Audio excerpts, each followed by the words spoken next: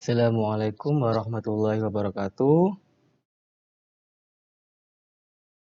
Perkenalkan, nama saya Ahmad Zainuddin. Saya akan menerangkan sedikit poin-poin yang bertentangan tentang basis data. Poin-poin yang akan saya jelaskan. Yang pertama, organisasi data. Yang kedua, struktur basis data. Yang tiga, perancangan basis data. Yang keempat, penggunaan dan pengelolaan basis data dalam perusahaan dan bisnis. Poin pertama, organisasi data. Struktur organisasi data adalah suatu pembelajaran untuk memahami perorganisasian dalam menyimpan data.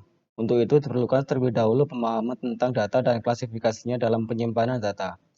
Di dalam data kita kenal dengan sistem berkas, yaitu suatu sistem untuk mengetahui bagaimana cara menyimpan data dari file tertentu dan organisasi file yang digunakan.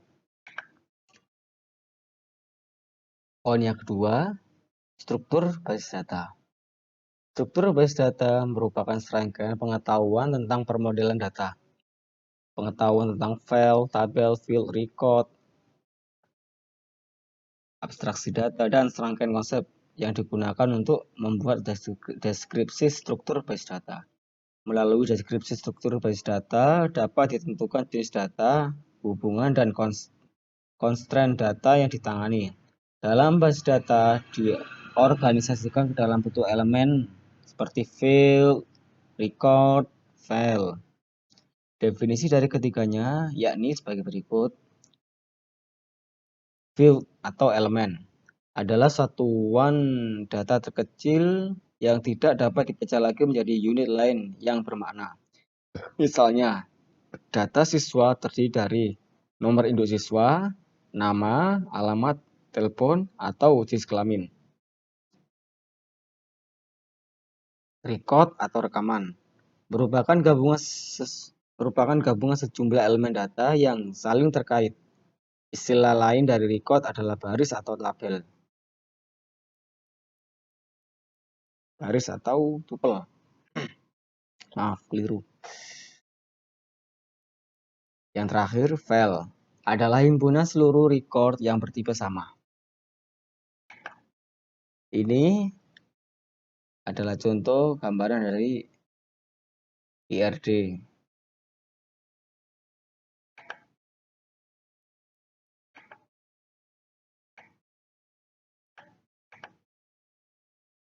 Poin yang ketiga tentang perancangan basis data, penyusunan IRD. Perancangan basis data merupakan proses menciptakan perancangan untuk basis data yang akan mendukung operasi dan tujuan perusahaan. Dalam merancang suatu basis data, digunakan metodologi yang membantu dalam tahap perancangan basis data. Metodologi perancangan adalah pendekatan struktur dengan menggunakan prosedur teknik. Dengan menggunakan prosedur, teknik, alat, serta proses dokumen untuk membantu dan memudahkan dalam proses perancangan. Perancangan basis data memiliki beberapa tujuan diantaranya. Yang pertama, memenuhi informasi yang berisikan kebutuhan pengguna secara khusus dan aplikasi-aplikasinya. Yang kedua, memudahkan pengertian struktur informasi. Yang ketiga, mendukung kebutuhan pemrosesan dan beberapa objek penampilan. Ada 6 fase perancangan basis data, yakni fase pertama, pengumpulan data dan analisa. Proses identifikasi analisa kebutuhan data disebut pengumpulan data dan analisa. Untuk menentukan kebutuhan suatu sistem basis data, pertama harus mengenal bagian-bagian dari sistem informasi yang berinteraksi dengan sistem basis data, termasuk para pemakai yang ada dan para pemakai yang baru, serta aplikasi-aplikasinya. Kebutuhan dari para pemakai dan aplikasi inilah yang kemudian dikumpulkan dan dianalisa.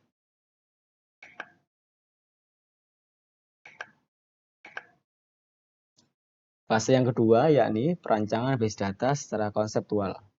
Tujuan dari fase ini adalah menghasilkan konseptual skema untuk basis data yang tergantung pada sebuah DBMS yang spesifik. Sering menggunakan sebuah high level data model seperti IRD model selama fase ini. Dalam konseptual skema, kita harus merinci aplikasi-aplikasi basis data yang diketahui dan transaksi-transaksi yang mungkin. Fase perancangan basis data secara konseptual juga mempunyai dua aktivitas paralel. Aktivitas yang pertama, perancangan skema konseptual. Langsung saja ya. Untuk yang kedua, perancangan transaksi. Nanti silakan dibaca-baca. Fase ketiga, pemilihan DBMS. Pemilihan basis data ditentukan oleh beberapa faktor, diantaranya faktor teknik, ekonomi, dan organisasi. Contoh, faktor teknik. Keberadaan DBMS dalam menjalankan tugas-tugasnya seperti jenis DBMS, struktur penyimpanan, dan jalur akses yang mendukung DBMS, pemakai, dan lain sebagainya. Faktor-faktor ekonomi dan organisasi juga mempengaruhi satu sama lain dalam pemilihan DBMS. Diantaranya struktur data, yakni jika data yang disimpan dalam basis data mengikuti struktur hierarki, maka suatu hierarki dari DBMS harus dipikirkan. Yang kedua, proses personal yang telah terbiasa dengan suatu sistem, yakni jika staf programmer dalam suatu organisasi sudah terbiasa dengan suatu DBMS, maka hal ini dapat mengurangi biaya latihan dan waktu belajar. Yang ketiga, tersedianya layanan purna jual, yakni keberadaan fasilitas pelayanan purna jual sangat dibutuhkan untuk membantu memecahkan beberapa masalah sistem. Yang keempat, perancangan basis data secara logika, pemetaan atau disebut pemetaan model data.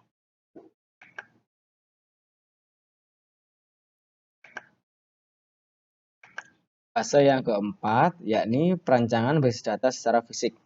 Perancangan basis data secara fisik merupakan proses pemilihan struktur-struktur penyimpanan dan jalur-jalur akses pada file-file basis data untuk mencapai penampilan yang terbaik pada bermacam-macam aplikasi.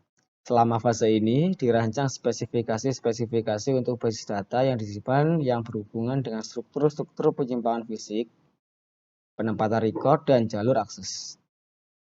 Pada tahap ini, perencanaan fisik telah ditujukan untuk sistem DBMS tertentu.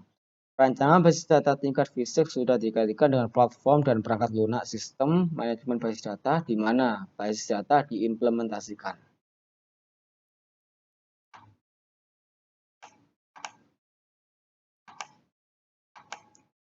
Untuk fase yang terakhir, yakni implementasi sistem basis data. Setelah perancangan secara logika dan secara fisik lengkap, kita dapat melaksanakan sistem basis data. Perintah-perintah dalam DDL dan DML dari DBMS yang dipilih diimpun dan digunakan untuk membuat skema basis data dan file-file basis data yang kosong. Dan ini poin yang terakhir, yakni penggunaan dan pengelolaan basis data dalam perusahaan bisnis. Untuk poin 4 ini, seperti fase yang terakhir tadi, fase kelima, yakni penerapan, implementasi. Contoh penerapannya, Gramedia salah satu tempat yang menggunakan sistem basis data dalam mengoperasikan perusahaannya. Dalam basis database, database yang ada pada perusahaan ini menyangkut tentang ketersediaan, lokasi, harga, serta informasi mengenai semua buku yang ada di dalamnya. Dengan begitu banyak buku yang terbit setiap bulannya, tentulah perusahaan ini terus melakukan pembaruan informasi data koleksi bukunya.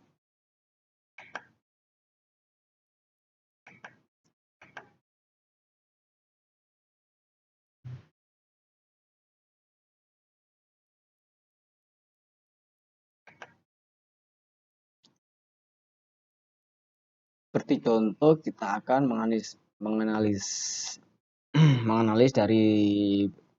dari perusahaan Gramedia ini. Seperti contohnya dalam sistem pencarian sebuah buku. Gramedia menyediakan beberapa komputer di tengah-tengah rak buku yang ada. Tujuannya adalah untuk membantu pengunjung dalam proses mencari info buku yang diinginkan pengunjung. Proses pencarian pada komputer terbagi menjadi beberapa kategori seperti berdasarkan judul buku, pengarang buku, penerbit buku, dan keterangan umum buku.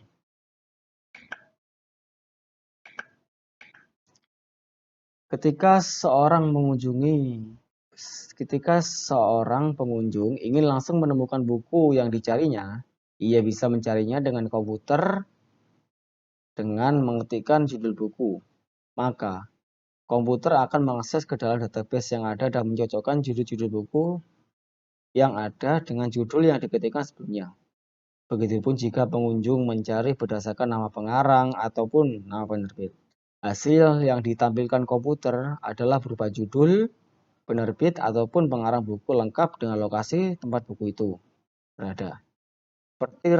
Seperti nomor rak atau kawasan kategori buku, serta stok buku yang ada. Pengunjung dapat langsung menuju ke bagian rak yang diberikan dan menemukan bukunya. Jika stok buku yang ditampilkan 0 atau 1, maka pengunjung tidak dapat membeli buku itu karena sedang kosong atau hanya ada buku sampelnya saja. Sekian sedikit dari penjelasan saya. Kurang lebihnya saya mohon maaf. Wassalamualaikum warahmatullahi wabarakatuh.